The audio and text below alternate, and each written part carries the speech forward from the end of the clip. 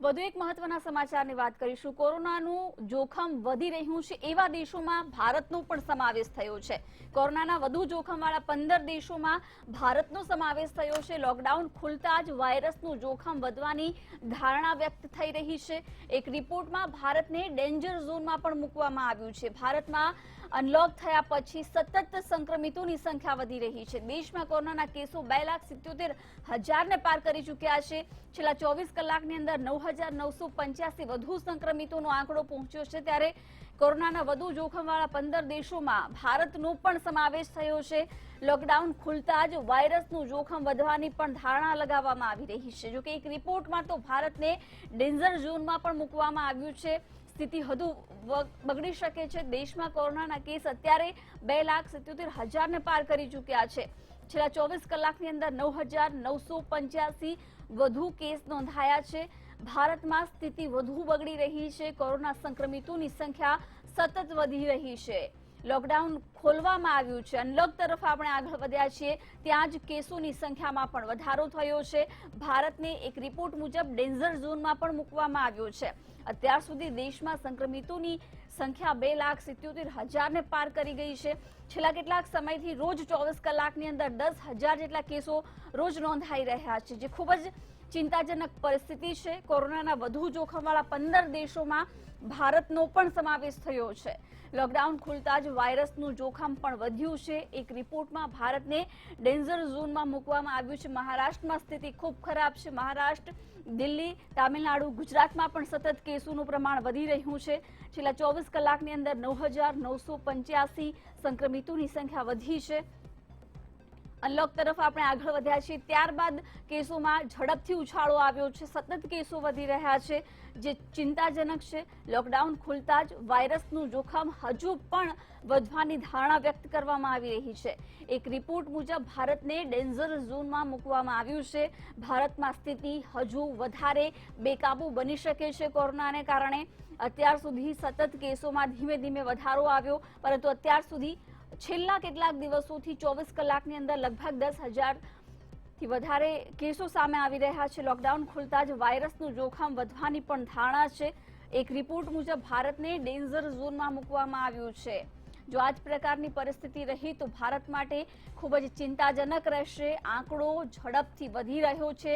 Positive કેસનો આંક ઝડપથી વધી રહ્યો છે। છેલ્લા 24 કલાક દરમિયાન વધુ 9,900 ઉપરના કેસો નોંધાયા છે। કોરોનાના વધુ જોખમવાળા 15 દેશોમાં ભારતનો સમાવેશ થયો છે। વિશ્વભરમાં કોરોનાનો કાળો કહેર છે। અનેક દેશો તેની ચપેટમાં છે, જેમાં ભારતનો પણ સમાવેશ। જ્યાં કોરોનાનું સૌથી વધારે જોખમ હોય એવા 15 દેશોમાં ભારતનો પણ સમાવેશ થયો છે। છેલ્લા 24 કલાકની અંદર 9,985 વધુ સંક્રમિતો નોંધાયા છે। મૃત્યુદર પણ ખૂબ ચિંતાનો વિષય છે ભારતમાં। જો કે રિકવરી રેટ સારો છે, ઝડપથી લોકો સ્વસ્થ થઈ ઘરે પરત ફરી રહ્યા છે કોરોનાને માત આપી, પરંતુ મૃત્યુદર પણ એક ચિંતાનો વિષય છે। સામે પોઝિટિવ કેસનો આંકડો પણ દેશમાં વધી રહ્યો છે। મહારાષ્ટ્રની સ્થિતિ ખૂબ ખરાબ છે। મહારાષ્ટ્રમાં ઝડપથી કેસો વધી રહ્યા છે, ત્યારબાદ દિલ્હી, તામિલનાડુ, ગુજરાતમાં પણ ઝડપથી કેસોની સંખ્યામાં વધારો થઈ રહ્યો છે। છેલ્લા 24 કલાકની અંદર જ નવા 9,985 કેસ નોંધાયા છે। કોરોનાના વધુ જોખમવાળા 15 દેશોમાં ભારતનો સમાવેશ થયો છે। લોકડાઉન ખુલતા જ વાયરસનું જોખમ વધવાની ધારણા છે। વધુ વિગતો મેળવીશું। ફોનલાઈન પર સંવાદદાતા પરેશ ચૌહાણ જોડાયા છે। પરેશ, કોરોનાનું જોખમ ધરાવતા 15 દેશોમાં ભારતનો સમાવેશ। જિજ્ઞાસા ખૂબ જ ચિંતાનો વિષય છે, કારણ કે તમે આંકડાઓમાં જુઓ તો ભારતમાં લગભગ અંદાજે 2 લાખ અને આજના આંકડાઓ છે 2,77,000 કરતા પણ વધુ કેસ નોંધાઈ ચુક્યા છે। અને નિષ્ણાતો જે આગાહી જે મુજબનું આકલન કરી રહ્યા છે તે મુજબ ભારતમાં આંકડાઓ હજુ પણ વધી શકે છે, ને એને એટલા બધા વધી શકે છે કે જેની અપેક્ષાઓ કોઈ પણ ભારતીય નહીં કરી હોય। હવે જ્યાં સુધી જે વાયરસનું વધુ જોખમ છે તેની વાત કરીએ તો ભારતનો સમાવેશ એવા 15 દેશોમાં કરવામાં આવ્યો છે કે જ્યાં આ વાયરસનું સૌથી વધુ જોખમ છે। હવે જાપાનની એક ટોચની સિક્યોરિટી રિસર્ચ ફર્મ છે જેનું નામ છે નોમુરા, એણે એક રિપોર્ટ તૈયાર કરી છે। એ રિપોર્ટમાં એવું કહેવામાં આવ્યું છે કે જે ભારત જે દેશ છે, ભારત ઉપરાંત અન્ય કેટલાક દેશોની પણ વાત કરવામાં આવી છે, જેમ કે Argentina, Brazil, Canada, Chile, Colombia, Ecuador, Mexico, આ તમામ દેશો છે। એમાં આપણું પાડોશી દેશ પાકિસ્તાન પણ છે। આ એવા દેશો છે કે જ્યાં સૌથી વધુ જોખમ કોરોનાનું છે અને કોરોનાની આડઅસરનું છે। હવે આમાં બીજા કેટલાક દેશો પણ છે, પરંતુ ભારતનો સમાવેશ મેં તમને કહ્યું તેમ સૌથી વધુ જોખમવાળા દેશોમાં છે, એટલે ભારતની ચિંતા સૌપ્રથમ વધી ગઈ છે.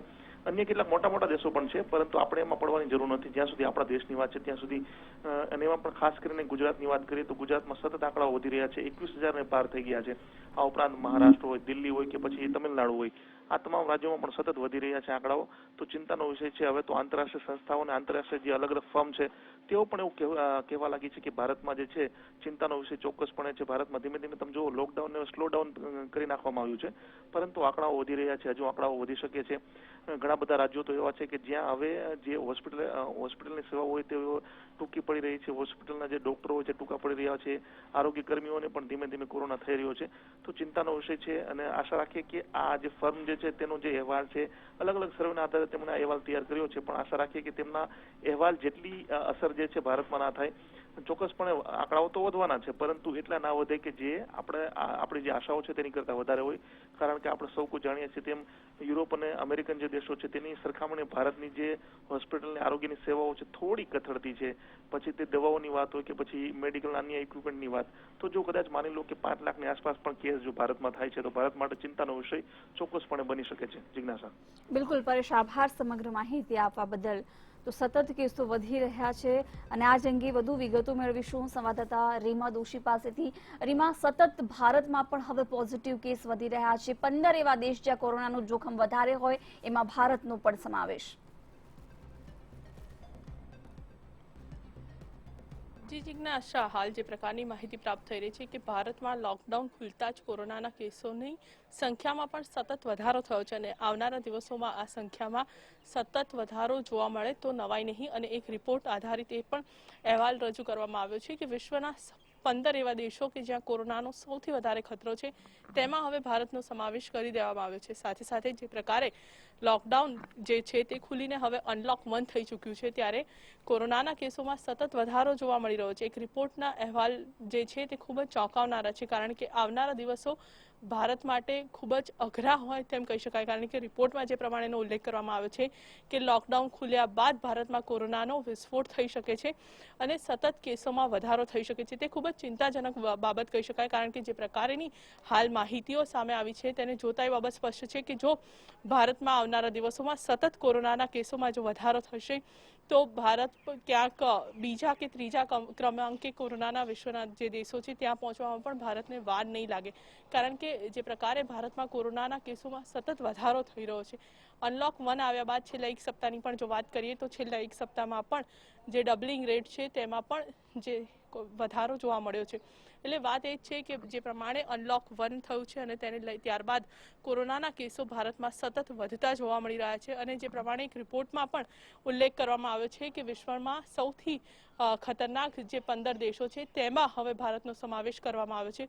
એટલે ખૂબ જ ગંભીર બાબત કહી શકાય. લોકોએ પણ હવે ચેતી જવાની જરૂર છે. કામ વગર ઘરની બહાર નીકળવાનું પણ લોકોએ હવે ટાળવાની જરૂર છે. જી બિલકુલ રીમા, રિપોર્ટ મુજબ ડેન્જર ઝોનમાં ભારતને મૂકવામાં આવ્યું છે અને જૂન અને જુલાઈમાં તો સમય વધુ ખરાબ આવી શકે છે જો આ જ પ્રકારની પરિસ્થિતિ રહી તો. જિજ્ઞાસા, જે વાત કરવામાં આવી તે વાત એ છે કે જે પ્રમાણે અનલોક 1 થયું છે, અનલોક 1 થતાં જ જે પ્રમાણે ઉદ્યોગ ધંધાઓ વેપારો ખુલ્લા થઈ ચૂક્યા છે, સાથે જ જે કર્ફ્યુની પણ વાત હતી તેનો સમય ઘટાડવામાં આવ્યો છે, વેપાર ધંધાનો સમય વધારવામાં આવ્યો છે. એટલે તેની જે સીધી અસર છે તે કોરોનાના કેસોમાં ભારતમાં પડી શકે છે એ બાબત સ્પષ્ટ છે. કારણ કે જે પ્રકારની પરિસ્થિતિઓ ઊભી થઈ છે છેલ્લા એક સપ્તાહની જો વાત કરીએ, 1 જૂનથી લઈને તો અત્યાર સુધી પણ કોરોનાના કેસોમાં ડબલિંગ રેટ પણ છે તેના દિવસોમાં ઘટાડો થયો છે. સાથે જ હજુ પણ જો આ જ પ્રમાણે અનલોક 1 છે તે જૂનના એન્ડ સુધી રહેવાનું છે. એટલે જૂન અને જુલાઈ આ 2 માસ છે તે ભારત માટે ખૂબ જ ખતરારૂપ કહી શકાય. આ 2 જ માસ એવા બની રહેશે કે જેમાં કોરોનાના કેસોમાં ભારતમાં સતત વધારો થતો જોવા મળશે. હાલ પણ જો 2,88,000થી પણ વધુ કેસો ભારતમાં નોંધાઈ ચૂક્યા છે, ત્યારે આવનારા જે આ 2 માસ છે તે ભારત માટે ખૂબ જ મહત્વના રહેશે. જી બિલકુલ રીમા, આભાર સમગ્ર માહિતી આપવા બદલ. તો કોરોનાનું સૌથી વધુ જોખમ ધરાવતા 15 દેશોમાં ભારતનો સમાવેશ થયો છે.